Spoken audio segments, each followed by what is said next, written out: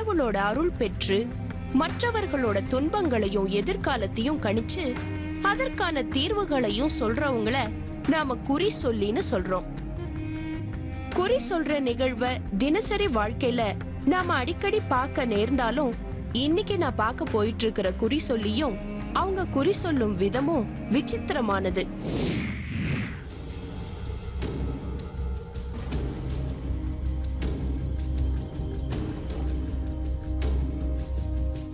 கண்ணு தெரியாதவங்க வரும் பொழுது அந்த அம்மாவோட வாயினால் பால் எடுத்து அந்த கண்ணில் 3 வாரம் அப்படின்னு விடுவாங்க. திரும்ப மறுமுறை வரும் பொழுது எனக்கு கண்ணு நல்லா சுபிட்சமாக இருக்கு, கண்ணு நல்லா தெரியுது.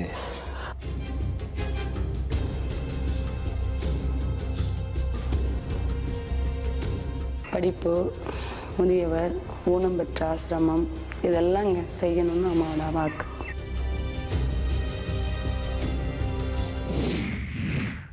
சாதாரணமா ஒருத்தவங்களோட கஷ்ட நஷ்டம் மட்டும் சொல்லி அதுக்கு பரிகாரம் சொல்றவங்களுக்கு மத்தியில செல்வி கொஞ்சம் வித்தியாசமானவங்க.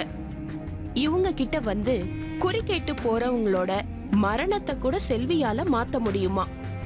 அப்படிப்பட்ட அதிசய குறி சொல்லும் செல்விய பார்க்கத்தான் திருவாரூர் மாவட்டம் கீழ்வேலூர் அருகில இருக்கிற கண்டி நத்தம் பகுதியில இருக்கிற ஒரு நாகாத்தம்மன் கோவிலுக்கு நான் போயிட்டு இருக்கேன். பெரிய பிரம்மாண்டமான கோவிலா இல்லைன்னாலும் இந்த கிராமப்புறத்துல இருக்கிற மக்கள் மத்தியில கோவில் மிகவும் பிரசித்தி பெற்றதா தான் இருக்கு. கோவில பத்தியும் கோவில்ல நடக்கிற அதிசயங்கள் பத்தியும் ஊர்ல இருக்கிற எல்லாரும் தானா முன்வந்து என்கிட்ட சொல்ல தயாரா இருந்தாங்க. ஆனா ஒரு விஷயத்தை கேட்டு தெரிஞ்சுக்கிறத விட அந்த அதிசயங்களை நேர்ல பார்த்தா அத பத்தி ஆழமா புரிஞ்சுக்கலான்னு ஒரு குறிப்பிட்ட நேரத்துக்காக நான் காத்துட்டு இருந்தேன். ஞாயிற்றுக்கிழமை அவங்க அவங்களோட வீட்ல இருந்து ரெஸ்ட் எடுக்க வேண்டிய நாள், அல்லது எங்கேயாவது ஜாலியா வெளிய போற நாள். ஆனா கண்டிநத்தம் கிராம மக்கள் எல்லாரும் ஒரு இடத்துல சேர ஆரம்பிச்சாங்க. கண்டிநத்தம் மக்கள் மட்டும் இல்லாம பல வெளியூர்கள்ல இருந்தும் மக்கள் குடும்பம் சகிதமா நாகாத்தம்மன் கோவிலுக்கு வந்துகிட்டே இருந்தாங்க. மற்ற மக்கள் மாதிரியே சாதாரணமா கோவிலுக்கு வந்தாங்க செல்வி. இவங்களோட இயற்பெயர் செல்வியா இருந்தாலும் சுற்று வட்டாரத்து மக்கள் இவங்கள அம்மான்னு தான் கூப்பிடுறாங்க. கொஞ்சமும் தாமதிக்காம கோவிலுக்குள்ள போய் பூஜை வேலைகளை செய்ய ஆரம்பிச்சாங்க செல்வி. அவங்கள சுத்தி ஒரு கூட்டமே சூழ்ந்து உட்கார ஆரம்பிச்சுது. கோவிலுக்குன்னு சில வாலண்டியர்ஸ் இருந்தாங்க. அவங்க மஞ்சள் ஆடைகளை அணிஞ்சிருந்ததுனால மத்தவங்க கிட்ட இருந்து தனித்து தெரிஞ்சாங்க. இது மாதிரி பூஜைகளை நாம எல்லா இடத்துலயும் பார்த்திருப்போம். ஆனா கொஞ்ச நேரத்துல கோவில்ல உள்ள நாகாத்தம்மனே அவங்க மேல இறங்கிட்டதா சொன்னாங்க. அப்படி அவங்க நாகாத்தம்மனா மாறின பிறகு அவங்க பூஜை செய்யறத பார்க்க உடலே சிலிர்க்க ஆரம்பிச்சுச்சு. நாகம் மாதிரியே மாறி ஊர்ந்து போய் அம்மனுக்கு பூஜைகளை செய்யறாங்க செல்வி. பாம்பு போலவே சின்ன சின்ன இடுக்குகள்லயும் படிக்கட்டுகள்லயும் கூட ஊர்ந்து போய் பூஜை பண்றாங்க. அம்மா வந்து பூஜை முடிச்சுட்டு வந்து நிற்கிறப்ப அம்மா சக்தி அம்மா மேலே வரும்ப்ப அம்மா இங்கேருந்து எதுவுமே இல்லாமல் அம்மா கீழே பிறண்டு நாகம் போல் உருண்டு சுற்றி வருவாங்க. சுற்றி வந்து அம்மா வந்து பால் கூட அங்கே பால் வச்சுருப்பாங்க. பால் சாப்பிட்டுட்டு அப்புறமா அம்மா சொல்ல ஆரம்பிச்சிடும். சில நிமிடங்கள் இது மாதிரியான விசித்திர காட்சிகள் நீளுது. பூஜைகளை செஞ்சு முடிச்ச பிறகு பால் குடிச்சிட்டு குறி சொல்ல தயாராகிறாங்க. கையில விபூதி தட்டை எடுத்துக்கிட்டு ஆக்ரோஷமா அவங்க கோவிலை சுத்தி வரும்போதே அவங்க இப்ப பழைய செல்வியா இல்ல. மக்கள் அவங்கள நாகாத்தம்மனாவே நினைச்சு கையெடுத்து கும்பிட்டு வழிபட ஆரம்பிச்சாங்க. கையில உள்ள விபூதிய சுத்தி எரிஞ்சுகிட்டே கோவில சுத்தி சுத்தி வந்த செல்வி பக்கத்துல இருந்த ஒருத்தர் கிட்ட இருந்து எலுமிச்சம்பழத்தை எடுத்து சுத்தி இருந்த மக்கள் கூட்டத்துல தூக்கி எறிஞ்சாங்க. செல்விய சுத்தி இருக்கிற வாலண்டியர்ஸ் யார் மேல எலுமிச்சம்பழம் விழுந்ததோ அவங்கள அம்மன் முன்னாடி வந்து நிக்க வைக்கிறாங்க. அம்மா கிட்ட அருள் கேட்க வரவங்க எப்படி கேட்கணும்? முன்னாடி வருவாங்க, முன்ன பண்ண வருவாங்க. நாங்கள் வரிசையாக உட்கார வச்சுருவோம். உட்கார வச்சு அமைதியாக இருங்க, செல்லாம் அப்படின்னுங்க அப்படின்னு சொல்லுவோம். அவங்க அமைதியாக இருப்பாங்க. அம்மா வந்து வருவாங்க. வந்தோடனே இந்த அபிஷேகங்கள் இது நடந்துட்டு தீபார்த்தனெலாம் நடத்த முடிஞ்சாலும் அம்மா மேலே ஆவேசம் வரும். அம்மா மனசில் பதிஞ்சிடும் அம்மாட்ட. வந்து பக்தர்கள்லாம் உட்காந்துருக்கும்போது அமைதியாக இருக்கும். அவரை சுற்றி வந்து அவங்க உண்மையாக அம்மா பார்க்கணும், தரிசனம் பண்ணணும் அப்படின்னா எங்கே இருந்தாலும் கூப்பிடுவாங்க. ஊதியை தூக்கி போடுவாங்க, கரெக்டாக அவங்க மேலே வரும். அவங்க எழுந்திரிச்சிருந்தாலும் பக்கத்தில் உள்ளவங்க திட்டுவாங்க. அவங்களுடைய மனசில் என்ன வேதனைகளோ அல்லது திருமண தடையோ அல்லது வந்து குழந்தை இல்லா பாக்கியமோ அல்லது வேறு வந்து செல்வங்கள் குறைச்சலோ அல்லது மனசில் என்ன அவங்களுக்கு வந்து நினச்சிட்டு வந்திருக்காங்களோ உள்ள அன்போட மனபக்தியோட நிறைவோட அவங்க வர்றவங்களும் நிச்சயம் அம்மா வந்து தரிசனம் கொடுப்பாங்க. ஆக்ரோஷ முகத்தோட இருந்த செல்வி கணப்பொழுதுல அவங்களுக்கு குறி சொல்ல ஆரம்பிச்சாங்க. அவங்களோட கஷ்டம் நஷ்டம், ஏன் வந்திருக்காங்க என்னன்னு அவங்கள பத்தின எல்லா விஷயத்தையும் அப்படியே சொல்றாங்க. வந்தவங்க எதிர மட்டும்தான் வந்து நின்னாங்க. மத்தபடி தங்களோட குறைகளை சொல்றதுக்குள்ள அவங்க வந்த நோக்கத்தை சொல்லி அதுக்கான பரிகாரத்தையும் சொல்றாங்க. அதனாலதான் மக்கள் செல்வி மேல அதிக நம்பிக்கை வச்சிருக்காங்க. அவங்கள தேடி வந்து குறி கேட்டவங்க எல்லாம் குறைகள் நீங்கி இப்ப மகிழ்ச்சியா இருக்கிறதா என்கிட்ட சொன்னாங்க. என்னுடைய பொண்ணுக்கு திருமணம் ரொம்ப தடைப்பட்டு இருந்தது. எங்கெங்கேயோ போய் பார்த்து ஜாதகம்லாம் பார்த்துருக்கேன், ஜோசியம்லாம் பார்த்துருக்கேன், ஒன்றுமே இல்லை. கடைசியாக கேள்விப்பட்டேன். எனக்கு வேண்டிய ஒருத்தர் சொன்னார், இதுமாரி இந்த இடத்துல இருக்காங்க, நீங்கள் போய் அங்கே போங்க, அங்கே என்ன சொல்கிறாங்க தெரிஞ்சுட்டு எங்கே போனாங்க. அதேமாரி ஆரம்பத்தில் ஒரு 4 வருஷத்துக்கு முந்தி வந்தாங்க. அம்மா அதே மாதிரி வரவும் வாக்கு கரெக்டாக கொடுத்தாங்க. எனக்கு 8 மணிக்கெல்லாம் கொடுத்துருவாங்க. கேட்டு போவேன். அம்மா சொன்னாங்க, நீ அவசரப்படாத, உன் பொண்ணுக்கு திருமணம் சீக்கிரம் நடக்கும், தானாக வரும், நீ எதுக்கு முயற்சி எடுக்க வேண்டாம், நான் செஞ்சு வைக்கிறேன் அப்படின்னு. அது மாதிரி ஒரு 6 மாதம் கழித்து ஒரு ஜாதகம் ஒன்று வந்தது. அம்மாவோட உடனே காமிச்சேன், இதான் பொண்ணு இதான் பையன், இதை போய் செய்ப்போம் அப்படின்ட்டாங்க. அதேமாரி இப்போ மாப்பிள்ளை தானே தேடிக்கிட்டு வந்தாங்க. நான் போகல, அவங்களும் தேடிட்டு வந்தாங்க. சரி ஜாதகத்தை பார்த்தோம், எல்லா அம்சமும் சரியாக இருந்து பையனும் நல்லா இருக்கு. இது வரைக்கும் நடந்த சம்பவங்கள் அத்தனையும் ஏற்கனவே பல தடவை பார்த்த மாதிரி இருந்தாலும் இதுக்கு பிறகு நடந்த சில விஷயங்கள் ரொம்பவே ஆச்சரியமா இருந்துச்சு. கண்ணுல பிரச்சனைன்னு கடவுள் கிட்ட வேண்டி பார்த்திருக்கோம். ஆனா கண்ணுல பிரச்சனையோட இங்க வரவங்க செல்வி அம்மா முன்னாடி குறி சொல்ற நேரத்துல அப்படியே கீழே படுக்கிறாங்க. அப்படி தன் முன்னால படுத்திருக்கிறவங்களுக்கு வாயாலேயே பக்கத்துல இருக்கிற பாத்திரத்துல பால் எடுத்து அத தன்னோட வாயில இருந்து படுத்திருக்கிறவங்க கண்ணுல ஊத்துறாங்க செல்வி அம்மா. அப்படி பண்ணினா கண்ணுல எந்த பிரச்சனை இருந்தாலும் உடனே குணமாயிடுதான். பொதுவாகவே பக்தர்லாம் வருவாங்க அம்மாவோட அருள் கேட்க. வரும்பொழுது ஒவ்வொரு கண்ணு தெரியாதவங்களுக்கு வருவாங்க. கண்ணு தெரியாதவங்க வரும்பொழுது அந்த அம்மாவோட வாயினால் பால் எடுத்து அந்த கண்ணில் விடும் பொழுது திரும்ப 1 முறை 2 முறை 3 முறை அப்படின்னு 3 வாரம் அப்படின்னு விடுவாங்க. திரும்ப மறுமுறை வரும் பொழுது எனக்கு கண்ணு நல்லா சுபிட்சமாக இருக்குது, கண்ணு நல்லா தெரியுது அப்படின்னா சொல்லும் பொழுது இப்படி ஒரு அற்புத படைப்புகள், இது ஒரு காட்சி அப்படிங்கிறது ரொம்ப சந்தோஷப்பட்டு ஆச்சரியப்பட்டோம். அப்புறம் ஏழாவதவர்கள் ரொம்ப நோய்வாய்ப்பட்டு முடியாதவங்க வரும் வேளையில் அவர்களையும் குணமடைய வைக்கும் பொழுது அதையும் மிக ஆச்சரியப்படுத்திவிடும், வியந்து போனோம். பால் ஊத்தினா கண் பார்வை சரியாயிடுமான்னு நான் யோசிச்சுக்கிட்டு இருந்தப்பவே அதை விட மிகப்பெரிய அதிர்ச்சி தகவலை என்கிட்ட சிலர் சொன்னாங்க. பிறவியிலேயே கண் தெரியாத பலருக்கு இங்க வந்த பிறகு கண் பார்வை கிடைச்சிருக்கான். கண் பார்வை மட்டும் இல்லாம மருத்துவரால் கைவிடப்பட்டு மரணம் நிச்சயம்னு நினைச்ச பலருக்கும் செல்வி அம்மா மறுவாழ்வு கொடுத்திருக்காங்களாம். இப்படி பல அதிசயங்களை நிகழ்த்திட்டு வர செல்வி அம்மாவை மக்கள் அதிகம் பார்க்க வர்றதுக்கு பிள்ளை பாக்கியம், சுமங்கலி பாக்கியம், நிம்மதியான திருமண வாழ்க்கை மாதிரியான காரணங்களுக்காகத்தான். குழந்தையே பிறக்காதுன்னு நினைச்சவங்களுக்கு கூட இங்க வந்த பிறகு குழந்தை பிறந்திருக்கான். அதுவும் ஆண் குழந்தை பெண் குழந்தை எது வேணுமோ அதையே தருவாங்களாம் நாகாத்தம்மனோட மறு உருவமா பார்க்கப்படுற செல்வி அம்மா.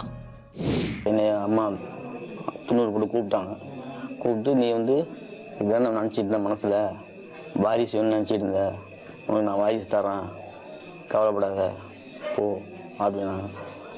சரி நான் நம்பிக்கையாக போனேன். அதேமாதிரி அம்மா சொன்ன மாரி எனக்கு ஆம்பளை குழந்தை பிறந்துச்சு. எனக்கு ரொம்ப நம்பிக்கையாக இருக்குது. இப்படி தன்னை தேடி வரவங்களுக்கு செவ்வாய், வெள்ளி, ஞாயிறு போன்ற நாட்கள்ல குறி சொல்லி குறைகளை போக்குறாங்க அம்மா. அது மட்டும் இல்லாம சில பருவகால பூஜைகளும் இங்க நடக்குமா. செல்வி நாகாத்தம்மனா முதன்முறையா மாறினது அவங்களோட 7வது வயசுலன்னு சொல்றாங்க. அன்னையிலிருந்து இன்னைக்கு வரைக்கும் அவங்க பல அதிசயங்களை தொடர்ச்சியா செஞ்சுக்கிட்டே இருக்காங்களாம். திருவாரூர் மாவட்டம் கண்டிநத்தம் கிராமத்துல இப்போ நாகாத்தம்மன் கோவில்ல இருக்கிற இடத்துலதான் முன்னாடி செல்வி அம்மாவோட வீடு இருந்துச்சு. செல்விக்கு நாகாத்தம்மனோட அருள் இன்னைக்கு நேத்து வந்தது இல்லையாம்.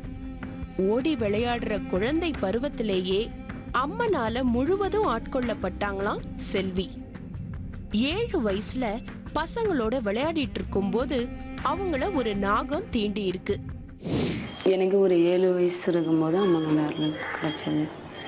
அம்பாள் வந்து நாகம்மா முன்னாடி என்னை தீண்டினாங்க. அது உள்ளுக்குள்ளே அவங்க இருந்த எங்கள் அப்பா அம்மா எல்லாருமே பாம்பு கடிச்சதுனால பாதிச்சிருவேன் அப்படின்னு சொல்லிட்டு மருத்துவ வைத்தியம் பார்த்தாங்க முத நாள். அப்புறம் அதோட குணமாயிடுச்சு. அப்புறம் ஒரு நாள் விட்டு ஒரு நாள் மறுநாள் வீட்டில் இருந்தபடியே நாகம்மா அம்மா தீண்டினாங்க. முதல் தடவை நாகம் தீண்டினத பார்த்து பயந்து போய் மருத்துவம் பார்த்த செல்வியோட அம்மா அப்பா அந்த சம்பவம் தொடர்றத பார்த்து தன்னோட பெண்ணுக்கு யாரோ பில்லி சூனியம் வச்சுட்டாங்களோன்னு பயந்தாங்க. ஆனா நாளடைவுல இதெல்லாம் அம்மனோட அருள்னு அவங்களுக்கு தெரிய வந்திருக்கு. இப்படியே போயிட்டு இருக்கும்போது ஒரு நாள் திடீர்னு நாகாத்தம்மனே செல்வி உடல்ல தான் இறங்கி குறி சொல்ல போறதா சொன்னாங்க. அப்போதுல இருந்து செல்வி குறி சொல்ல துவங்கி இருக்காங்க. ஆனா குறிப்பிட்ட காலத்துக்கு பிறகு குறி சொல்ற நிகழ்வு தடைப்பட்டு திரும்பவும் திருமணத்துக்கு பிறகு செல்விக்கு அருள் வர ஆரம்பிச்சிருக்கு. சின்ன வயசில் அடித்து இது தொடர்ச்சா கிடைக்கிது அப்படிங்கிற மாதிரிலாம் எல்லாரும் சொல்லிட்டு இருந்தாங்க. அது மாதிரிலாம் எதுவும் இல்லை ஏதாவது ஏவல் பண்ணியிருப்பாங்களா அப்படிங்கிற மாதிரி எங்கள் அப்பா அம்மாட்ட சொல்லியிருந்தாங்க. அவங்க அப்படி தான் இருக்கும் அப்படின்னு சொல்லிட்டு வெளியில் அழைச்சிட்டு போயிட்டு தடையெல்லாம் கட்டினாங்க. இனிமேலுக்கு இது மாதிரி இருக்கக்கூடாது அப்படின்னு சொல்லிட்டு. அதுவும் இல்லை அப்படின்ட்டு அம்மா இந்த மாதிரி எனக்கு வரன் வாங்கி குழந்தை பிறந்ததுனால என் பிள்ளைக்கு எதுவும் இருக்கக்கூடாது அப்படின்னு சொல்லிட்டு வீட்டிலையே பூஜை பண்ணி அம்மனை கூடும்போது பின்பக்கமாக நின்று நாகாத்தம்மன் வந்து இல்லை நான் வந்து உன் பெண் மேலே வந்து அருள் சொல்ல போகிறேன், நான் அந்த பிள்ளை கூடவே இருப்பேன், என்னை யாரும் எதுவும் பண்ணக்கூடாது, அதனால தான் நான் நாகமாக வந்து நான் வாவு கொண்டிருக்கேன், வேறு எந்த தடையும் எனக்கு கட்டாது, நான் அல்வாக்கு சொல்ல போகிறேன் அப்படின்னு அங்கே இருந்தபடியே அம்மாவே வந்து சொன்னாங்க. அது யார் என்னன்னு கேட்கும்போது நான் நாகாத்தம்மன் தான் வந்திருக்கேன் அப்படின்னு சொல்லி. சின்ன வயசுல இருந்து செல்விய சுத்தி பல அதிசயங்கள் நடந்துகிட்டே இருக்கு. முற்காலத்துல மூடப்பட்ட கோவில் கதவுகள் அப்பர் பாடிய பாட்டை கேட்டு திறந்த மாதிரி செல்விக்காக பூட்டி இருந்த அம்மன் கோவில் திறந்திருக்கு. ஒரு கோயிலுக்கு போனேன். அந்த கோயிலில் வந்து கோயில் சாத்திட்டாங்க. ஒரு 7 மணி இருக்கும். நான் என்ன வாங்கிட்டு போகும்போது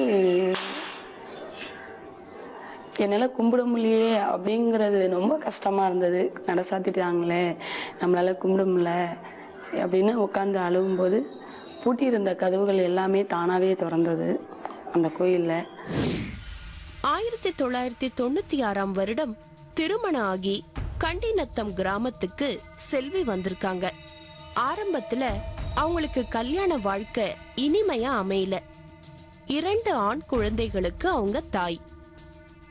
ஆனா பிறகு மீண்டும் செல்விக்கு குறி சொல்ற அருள் கிடைச்சிருக்கு. ஆரம்ப காலகட்டத்துல செல்வியின் கணவரான தயாமூர்த்தியும் அவங்க உறவினர்களும் செல்விய நம்பாம இருந்தாங்க. செல்விக்கு சில விஷ பரீட்சைகளும் வச்சிருக்காங்க. ஆனா அதையெல்லாம் அதிசயங்களா மாத்திருக்காங்க செல்வி. எங்கள் வீட்டுக்காரவங்க தான் கொஞ்சம் 3 வருஷம் வரைக்கும் அப்படி நம்பிக்கை இல்லாமல் கொஞ்சம் மன கஷ்டங்கள் வந்தது. அம்மா வர்றது உண்மையானா நான் நாகமாக பார்த்தா தான் நம்புவேன் அப்படின்னாங்க. அதே போல் சர்பமாக அம்மா காமிச்சாங்க. அப்புறம் லாட்ரி சீட் எடுத்து வந்து இதில் விழுந்தா தான் நம்புவேன்னாங்க. அதே போல் விழுந்தது. அதுக்கு பிற்பாடு அம்மா மேலே நல்லா எல்லாமே அம்மா தான் அப்படின்னு என் கூட அவங்க தொலைச்சி அம்மாவுக்காக எல்லாமே அர்ப்பணித்து வாழ்ந்துட்டுருக்காங்க எங்கள் வீட்டுக்காரங்க. வேறு யாரும் மிக்சன் பண்ணலை. செல்வியோட நடவடிக்கைகளை தொடர்ந்து பார்த்துட்டு இருந்த அவங்களோட கணவர் ஒரு குறிப்பிட்ட காலத்துக்கு பிறகு அவங்க கிட்ட ஏதோ சக்தி இருக்குன்னு நம்ப ஆரம்பிச்சாங்க. அதன் பிறகு செல்வியின் கணவரும் ஊர் மக்களும் அவங்கள அம்மனாவே பார்க்க ஆரம்பிச்சாங்க. இப்போ அம்மனோட அருள் முழுசா செல்வி கிட்ட இருக்கிறத உணர்ந்த அவங்களோட கணவர் செல்வியோட ஆன்மீக வாழ்க்கைக்கும் குடும்ப வாழ்க்கையிலயும் முழு உதவியா இருக்காரு. நாகாத்தம்மன் கோவில்ல ஒவ்வொரு நாளும் அபிஷேகங்களும் அர்ச்சனைகளும் மாறி மாறி நடந்துகிட்டே இருக்கு. குழந்தை பாக்கியம் வேண்டி வரவங்களுக்கு பருவ யாகங்களும் வார வாரம் ஞாயிற்றுக்கிழமையில சுமங்கலி பூஜையும் இங்க நடக்குது. அது மட்டும் இல்லாம வெள்ளிக்கிழமை தோறும் கடன் சுமை தீர்றதுக்காக கோ பூஜையும் அப்பப்போ நடக்குது. மாச பருவ யாகங்கள் வேள்வி நடத்தி குழந்தை பேர் அன்றைய நாள் மூலிகைகள் அம்மா மூலியமாக உங்களுக்கு உள்ள கொடுப்போம். அது மூலியமாக நிறைய பேருக்கு குழந்தை பாக்கியங்கள் பெற்றிருக்காங்க. அன்னைக்கு பருவ யாகங்கள் மற்றபடி மூலிகை வழியாக அவங்களுக்கு கொடுத்து அதில் பலன்கள் பெற்றிருக்காங்க. நாகாத்தம்மன் கோவில்ல நாகமா மாறி குறி சொல்ற செல்வியோட இன்னொரு சிறப்பு நாக்காலேயே கையில கயிறு கட்டி விடுறது. நாகமா மாறி குறி சொல்றது மட்டும் இல்லாம செல்வி கிட்ட இன்னொரு விசேஷமான அதிசயமும் இருக்கு. கோவிலுக்கு போய் கையில கயிறு கட்டிட்டு வர்ற பலரை நாம பார்த்திருப்போம். ஆனா இந்த செல்வி அம்மாவோட கோவிலுக்கு வந்து கயிறு கட்டிட்டு போறவங்க ரொம்ப அதிர்ஷ்டசாலியாம். காரணம் நாகமா மாறி நாக்காலேயே அவங்க கயிறு கட்டி விடுறாங்க. இங்க வந்து கயிறு கட்டிக்கிட்டவங்க கிட்ட எந்த தீய சக்தியும் நெருங்காதான். நாவினால் முடி போடுவது அதிசயம். உலகத்திலே எங்கேயும் நான் பார்த்ததில்ல. இதை ஒரு கோயிலுக்கு போடுறாங்க, கையாலேயோ இல்லை சபிச்சியோ போடுவாங்க. ஆனால் அம்மா நாவினால் கைப்படாமல் நாவினால் 3 முடிச்சு போட்டு அம்மா கையில் கொடுப்பாங்க. அது ஒரு அதிசயம். மொத்தம் 3 முடிச்சு அவங்க நாக்கில் தான் கையே படாமல் அம்மா நாவினால் போட்டு கையில் கொடுப்பாங்க அம்மா. அது எதுக்கு அந்த கயிறு அம்மா நமக்கு கொடுப்பாங்க, அதுக்கு என்ன காரணம் அதுன்னு கேட்டிங்கன்னா, நம்மளுக்கு தீய சக்திகள், பல குழப்பங்கள், பல நிம்மதி இருந்து எவ்வளோ இருந்து இது நிம்மதிகள் இல்லை, அது கிடைச்சுன்னு எனக்கு அந்த பாக்கியம் கிடைச்சிது. அம்மா எல்லாருக்கும் கொடுக்க மாட்டாங்க. அந்த கயிறு கொடுக்குறது மிகப்பெரிய புண்ணியம் பண்ணியிருக்கணும்.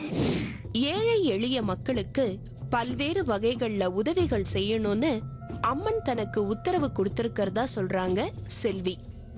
அதனாலேயே கல்வி, அன்னதானம், ஊனமுற்றோர்களுக்கு தேவையான பொருட்கள்னு பல்வேறு நல்ல விஷயங்களை அவங்க இப்போ செஞ்சிட்டு இருக்காங்க. ஏழை எளியவர்கள், அவங்களுக்கு முடியாதவர்கள், முதியவர்கள், கல்வி, மருத்துவம் இதெல்லாம் அன்றாட செய்யணும். பசி தீர்த்தல், பசிங்கிறது யாருக்கும் இந்த இடத்துல அது மாதிரி பசிங்கிறது போகக்கூடாது. அன்னதானம் நிறைஞ்சு நடக்கணும். சுமங்கலி அந்த மாதிரி திருமணம் இயலாதவர்களுக்கு முடியலை அப்படின்னா அதை எடுத்து நீ நடத்தணும். படிப்பு, முதியவர், ஊனம் பெற்ற ஆசிரமம் இதெல்லாம் இங்கே செய்யணும்னு அம்மாவோட வாக்கு. நான் ஏற்கனவே சொன்ன மாதிரி இந்த கோவில்ல பல வாலண்டியர்ஸ பார்க்க முடியும். ஆனா இங்க இருக்கிறவங்க யாரையும் செல்வி அழைச்சிட்டு வந்து இங்க வாலண்டியர்ஸா ஆக்கல. வாழ்க்கையில அடுத்து என்ன பண்ண போறோம்னு தெரியாம திக்கு தவறி போய் கடைசியா இங்க வந்து தானா சேர்ந்தவங்க இப்ப வாழ்க்கையில நல்ல நிலைமையில இருக்காங்க. என்னுடைய வாழ்க்கை நான் வேலையை எல்லாத்தையும் இழந்தேன்.